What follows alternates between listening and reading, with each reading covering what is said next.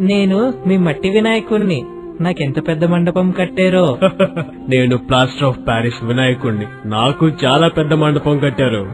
నన్ను నవరాత్రులు ఎంతో భక్తి శ్రద్ధలతో రోజుకో నైవేద్యంతో పూజిస్తారు. నన్ను కూడా భక్తి శ్రద్ధలతో రోజుకో నైవేద్యంతో పూజిస్తారు. నన్ను ఎంతో అంగరంగ వైభవంగా నిమజ్జనం చేశారు. నన్ను అంగరంగ వైభవంగా నిమజ్జనం చేశారు.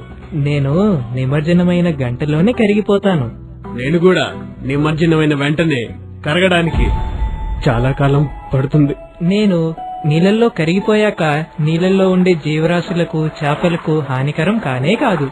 నా వల్ల నీరు కూడా కలుషితం కావు. నేను కరిగిపోయాక నా నుండి వచ్చే రసాయనాల వల్ల నీటిలో ఉండే జీవరాశులు అన్ని నాశనం అవుతాయి.